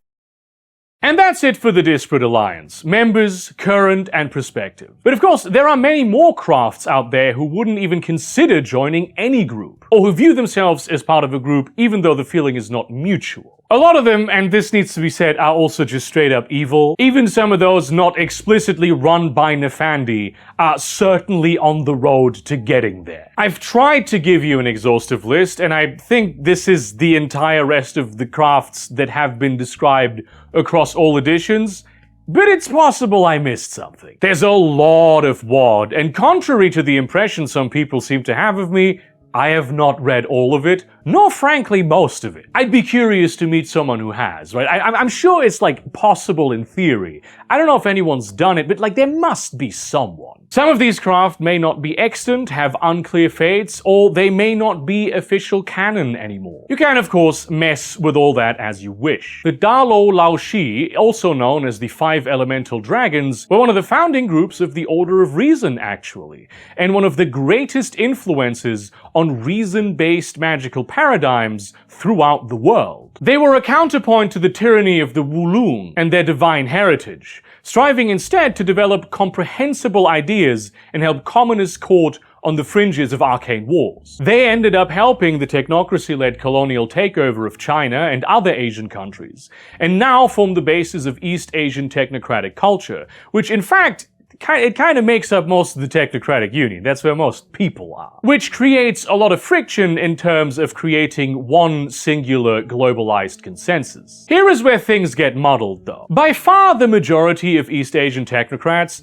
don't identify with like the Five Elemental Dragon labels. They would consider that unmutual and perhaps even a little racist. But some of them do carry that label, and you know, with more than a little hint of irony. Those people tend to fulfill very particular roles within their respective conventions, such as the Black Water Dragons interacting with community-embedded organized crime syndicates, and the Yellow Earth Dragons who reinforce collectivist ideas for the NWO. And they claim to just be part of the Technocratic Union, and that the very idea that there exists a craft of such technomancers outside the Union is propaganda designed to attack unity and create suspicion between East and West. And yet, it is no secret that the Five Elemental Dragons were rather bothered by the fact that they too were steamrolled by the technocracy's arrival in a literal sense. They espoused reason, but they were not technomancers per se. They simply wished to bring an end to tyranny, and instead got technology-powered cultural genocide. If some of them do exist outside the Union or in the Union's doorframe, their goals certainly remain aligned with those of the technocracy. Just, you know, maybe not entirely. The Hemka-Sobk almost certainly do not exist anymore in any recognizable form. They were somewhat of an ancient Egyptian organized crime group derived from desert bandits, who realized you could break the rules of society, and also that some people would do this in real shitty and dangerous ways. They had a strong religious element in their worship of the crocodile god Sobek, and the crocodile shapeshifters nowadays known as Mokole, who taught the cult many of their ways. The Hemka-Sobk worked mostly as guardians of the ancient Egyptian demimonde, keeping an eye out for particularly vile individuals and killing them, or offering them salvation in joining their ranks. I think they're the strongest contender for the faction that at one point controlled or had significant influence over the island from Lost, which, if you want to learn more about that, you can check out my video I did analyzing that show for World of Darkness particles. The Itarajana are distant and shunned cousins to the Chakravanti, who fell in with vampires and the power their blood offered, ultimately hiding in the underworld and becoming the magical faction within the Tal Ra. Stewards of the city of Enoch, they are so adept at controlling their own reincarnation that they will place their souls in the few children born down there in the underworld until the antediluvians rise again and devour the world. And with each reincarnation, their souls are more laden with joy. They are mages of death and blood with a distinctly ancient Indian vibe that has been flanderized so much it has effectively lost all its authenticity. Or perhaps gained a sort of authenticity of its own, if you want to look at it that way. Though most of them are ghouls of very old and powerful vampires, making them rather fearsome enemies, they are not mere slaves to the kindred,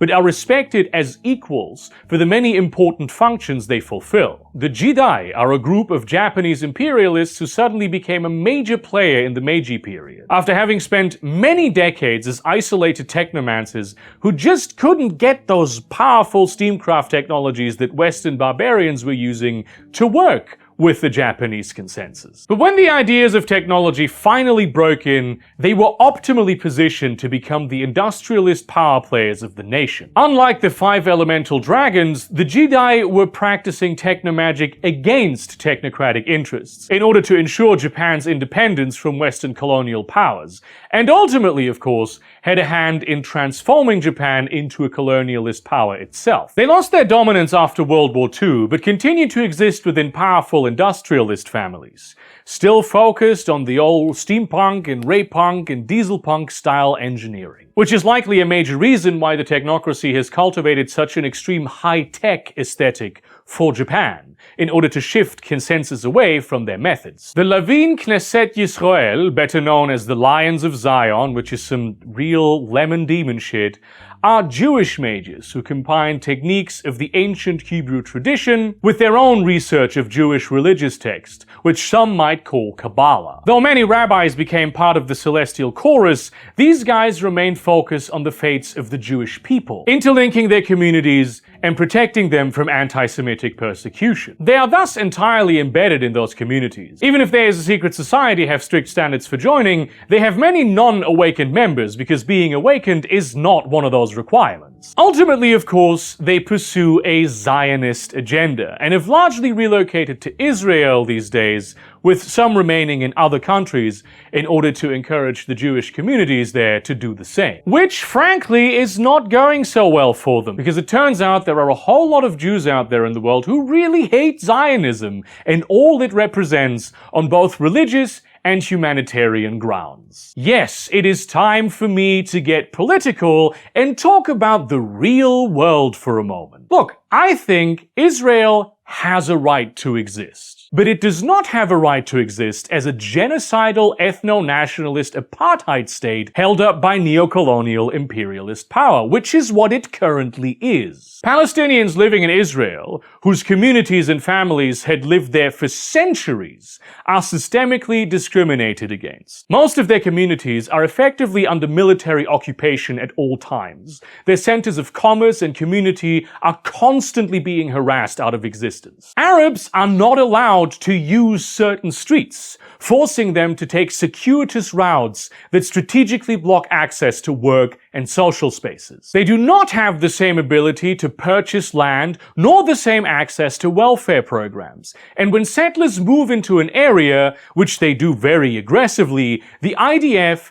and other Israeli state institutions tighten their grip around those Arab communities, choking them until they are dead. This is much more gentle and utopian than what's happening in the Palestinian territories, especially Gaza, where there is an ongoing genocide right now as we speak, as confirmed by the UN Independent International Commission of Inquiry on the Occupied Palestinian Territory, including East Jerusalem and Israel, which the Israeli government is currently on trial at The Hague for. Even when there is no hot war going on, the IDF murders Palestinian civilians every day, classifying them as combatants because they were murdered by the IDF. Almost a third of the Palestinians killed by the IDF since 2023 have been children, and it is known that these guys deliberately shoot children when they have the opportunity because hospitals in Gaza constantly receive children with gunshot wounds that clearly come from Israeli weapons. They regularly bomb those hospitals, of course, as well as other humanitarian facilities, with absolutely no evidence whatsoever of any sort of terrorist activity, as though that was even an excuse. They block humanitarian aid into the country, effectively putting it all under siege for no reason other than to drive out and exterminate the people within it. I could go on. There is so much unspeakable shit that's going on there. But I will only point out here a very salient little factoid that they also drive a targeted terror campaign against journalists in particular for some reason. If you tally the journalists killed in the Gaza war zone from October 7th, 2023 to the ceasefire agreement in 2024, it amounts to more journalists killed than the United States Civil War, World War I, World War II, the Korean War, the wars in Vietnam, Cambodia, and Laos, the wars in Yugoslavia, the war in Afghanistan, and the Ukraine war combined. And almost every single one of them has been verifiably killed by the IDF. You do not get numbers like that unless you are actively murdering journalists. Journalists in war zones are clearly visible, kinda like doctors, so they don't get killed. Most of these journalists were Palestinians by necessity, because Israel's siege of the Gaza Strip blocks almost all access to foreign and especially Western journalists. And one final point before I move on, do not conflate anti-Zionism with anti-Semitism. One is a critique of a genocidal ethno-nationalist political ideology, and the other is the persecution of a global religious and cultural minority. Zionists want you to do that. They want everyone to be a Nazi, and they are willing to endanger every single Jew in the entire world by using them as a shield just so they can slake their bloodthirst. I refuse to be silent about this, and you should not be silent about it either. The World of Darkness is not apolitical. If you come into this game thinking, oh, I don't want politics in my game, it's the wrong game. Mage specifically is about the politics of reality itself. So if you are mad that I got all political and brought this up, maybe you just like genocide. Coming off of that a little bit, because it sure jostled my fucking jimmies, we return to the crafts of the World of Darkness to talk about the Madzimbabwe. The Court of Ghosts is a craft that is effectively part of the Chakravanti, as represented by the fact that one of the most powerful tradition archmages, Senex, is Madzimbabwe. However, the craft also retains some degree of independence among many of its practitioners, and they're proud of that too. They developed a worldview on life, death, and rebirth without any input from the traditions at large, and they are thus not so willing to compromise on the details. Though their historical seat of power has been the Empire of Great Zimbabwe, they have worked as advisors to powerful rulers throughout South and East Africa, as well as, of course, rural communities, though they rarely need to be taught that much that the invisible spirits of nature and the ancestors require appeasement and respect. They have acted as breakers of hubris and bringers of humility, though always behind the scenes, more active in the Shadowlands, where they seek to calm restless ghosts and limit the damage done by more audacious mages, such as the Ngoma. Their tools, though often traditional and nature-oriented, are actually rather diverse, especially among those Madzimbabwe who travel the world seeking to bring peace to the ghosts created by the abominations of slavery. The methods they choose are really more about the spirits they appease. They view this as the work of healing, and have an unparalleled magical expertise in purifying corruption-tainted magical nodes,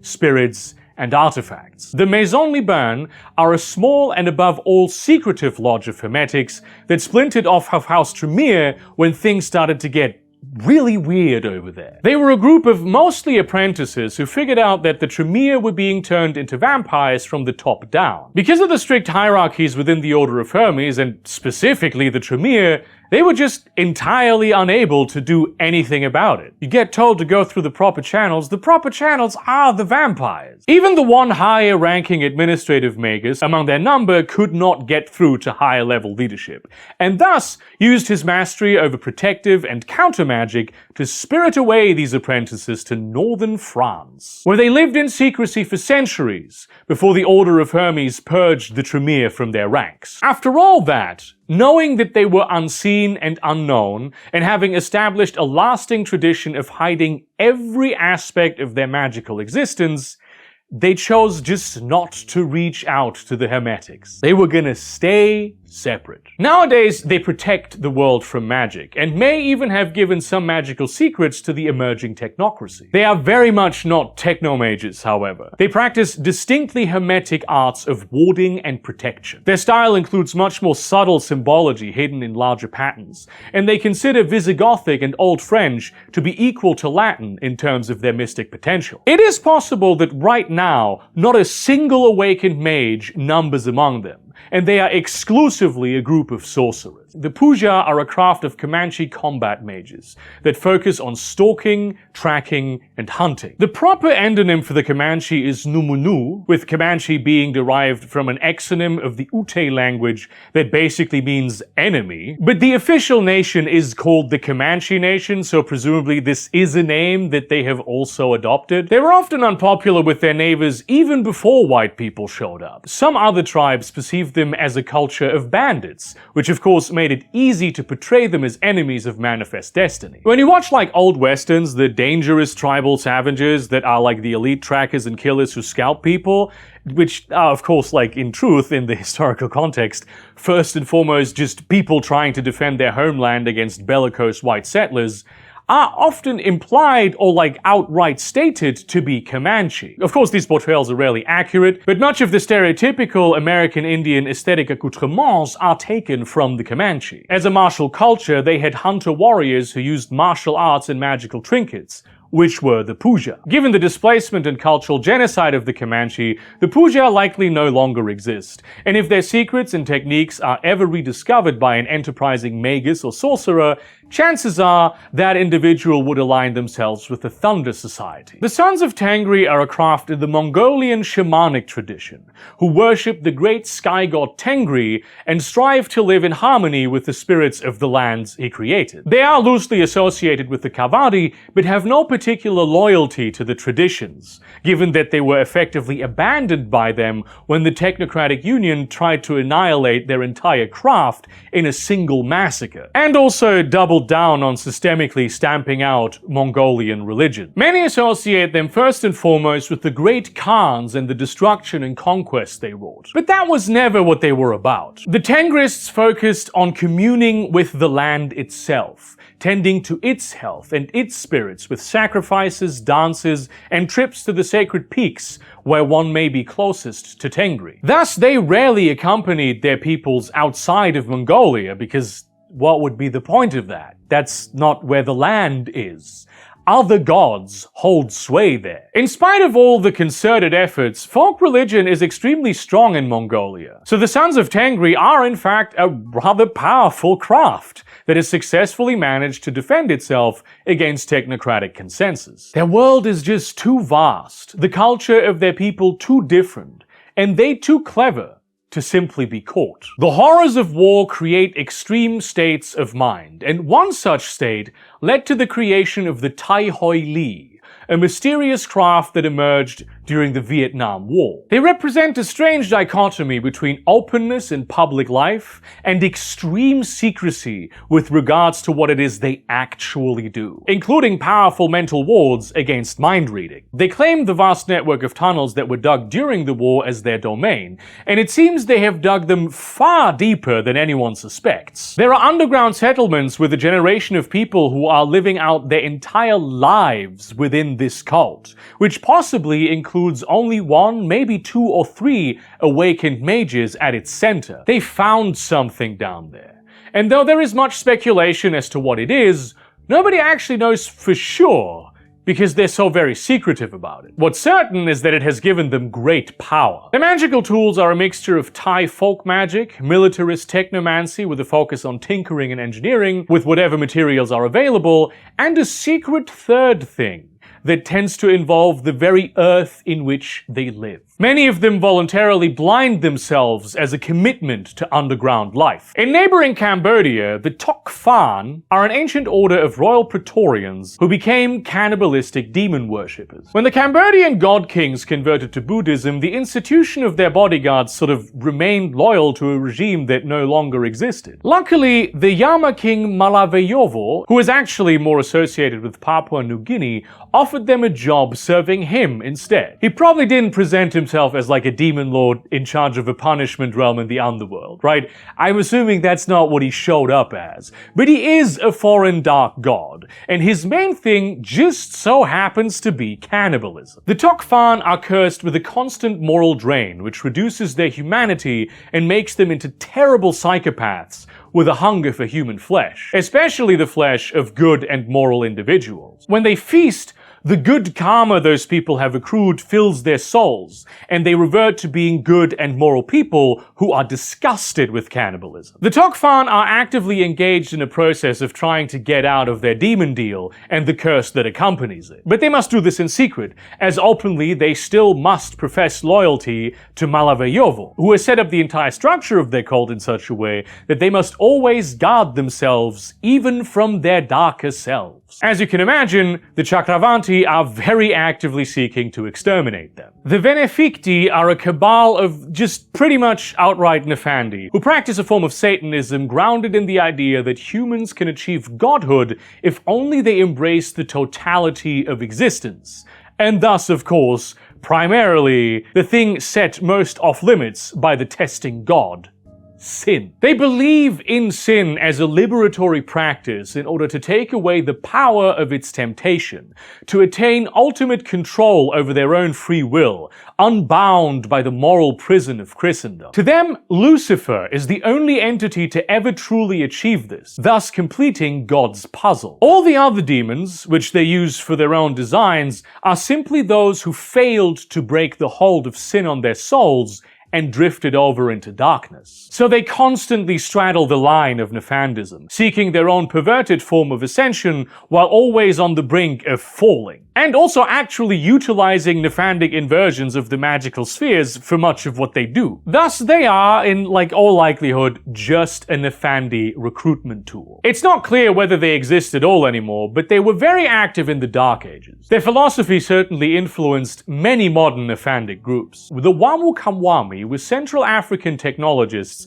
who were exploring space long before the technocracy picked up an interest in doing that. There's almost nothing about them in the books. Wamu Kamwami is a term for a type of Bantu witch doctor, but they are explicitly described as technomancers and entirely African, completely isolated from any other kind of technomancy, not influenced by them. So there must have been a procedural, replicable element to their paradigm. It might be there is a Wakanda situation going on, but then probably with a much less explicitly high-tech aesthetic. Some speculate that their vessels traveled along dream lanes, though it's not clear what their vessels even were, whether they were ships, carts, balloons, or something else entirely. Early Etherites were interested in them not necessarily for their spacecraft and techniques, but for the deep knowledge they seemed to have about the ether and other cosmological phenomena. Unfortunately, the early Void Engineers destroyed them because they didn't want the competition, and the Wamu Kamwami were entirely unprepared for this sort of reaction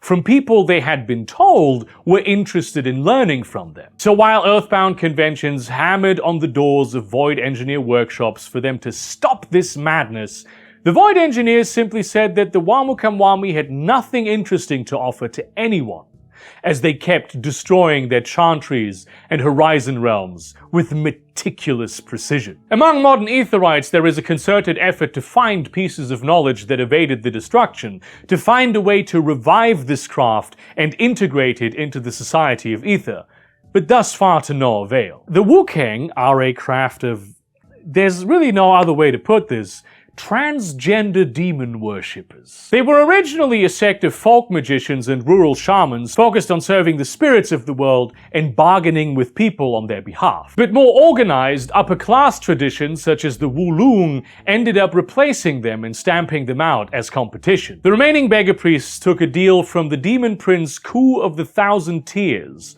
the Lord of the Slain, one of the Yama kings that governed the Thousand Hells. Ku promised them that after 3,000 years of servitude, he would restore them to their rightful positions as shamans of the poor and the wretched. When the Wulung and their allies started arresting those suspected of being members of the Wukeng, the Lord of the Slain commanded them to, transition, so they wouldn't be arrested. Now, this is notably not the sort of medical transition that magic makes possible, if not trivial. The being trans aspect was essential, so the masculine yang energy of the practitioners could be balanced out with the feminine yin energy that they were sort of performing, and thus they would disappear from everyone's perception. This way, they would be so perfectly balanced energetically that they would become undetectable. Official mage lore leaves the fate of the Wukeng hang up in the air, but heavily implies that they no longer exist. In the Book of Secrets from the Anniversary Edition, Satiris Brucato talks about how this craft in particular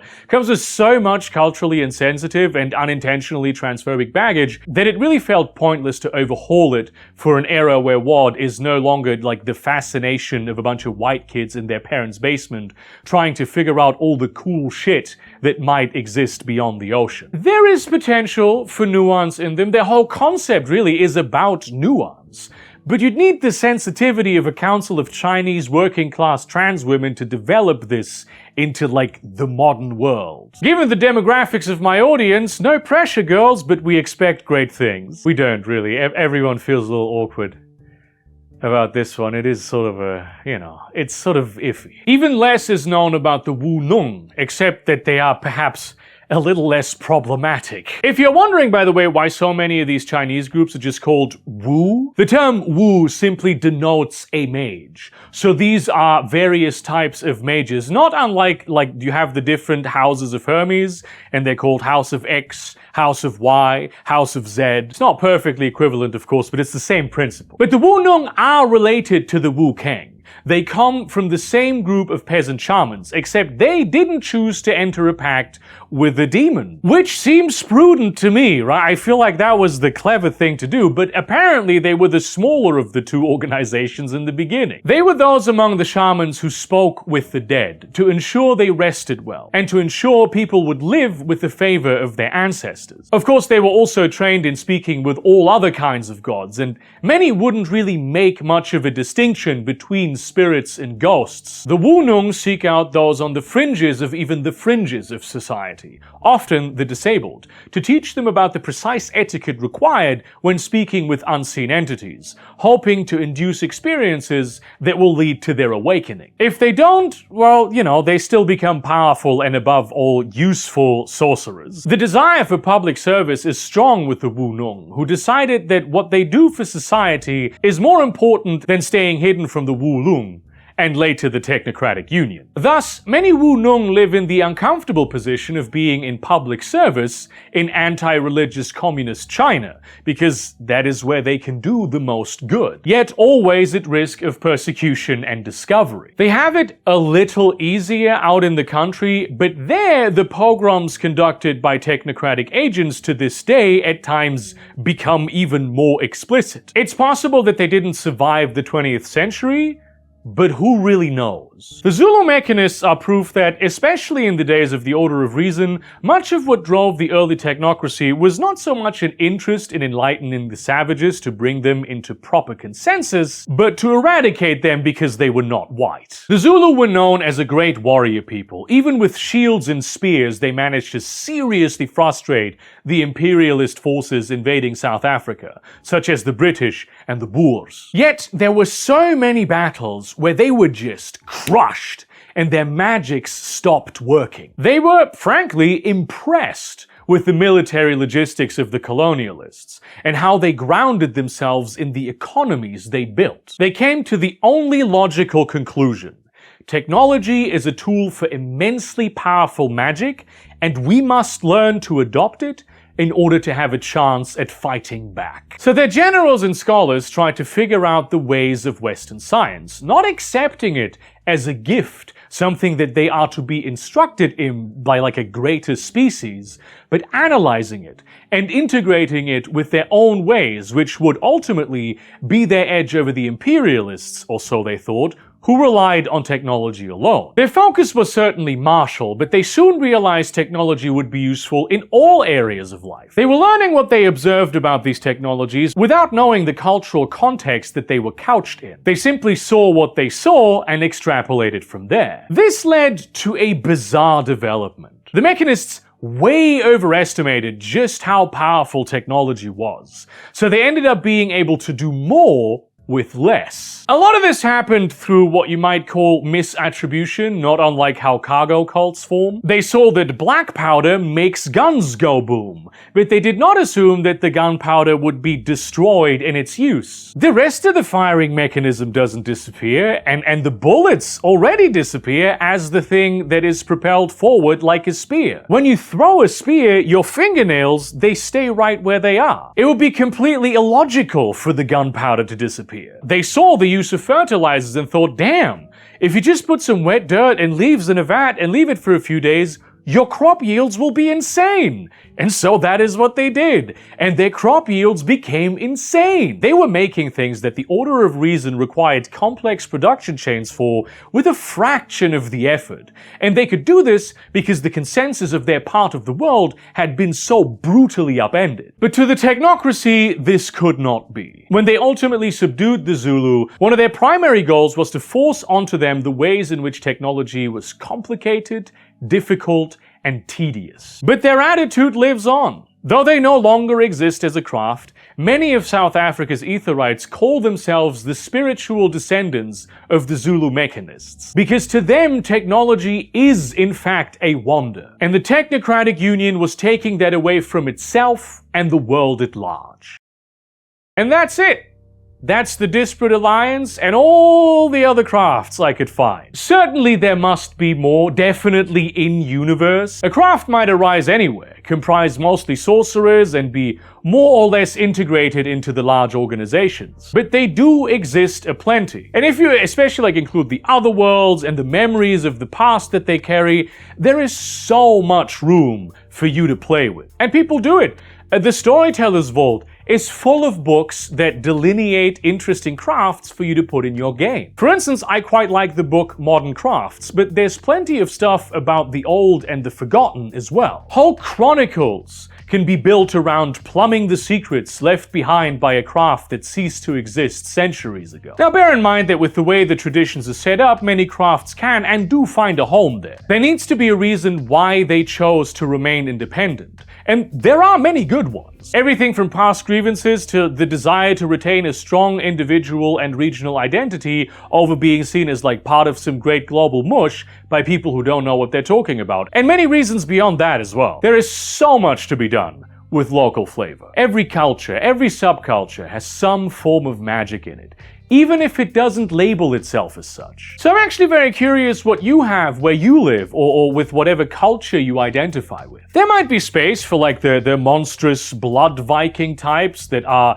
entirely a production of modern media, that's not a historical thing at all, like with the rune tattoos and the drums and the throat singing. Then you could figure out whether they are racist demons. Or maybe something else, like maybe they're like anarchistic and subversive and like very progressive. It's possible. It's all possible. Not everything needs to become the Get of Fenris. Early Egyptologists and archaeologists plundering ancient tombs were certainly inspired by this sort of pharaonic mysticism, which they would have probably blended into their Victorian sensibilities. Such an organization would not have been allowed to exist for long in the Technocratic Union, of course, and in Eastern Europe, specifically Russia, there might still be Soviet techno-mages who practice brutal spycraft politics that want nothing to do with the Technocratic Union anymore. I was completely unable to find any Austronesian crafts, and the only Polynesian one is the Kopa Loei, which of course sees itself as sort of peak islander.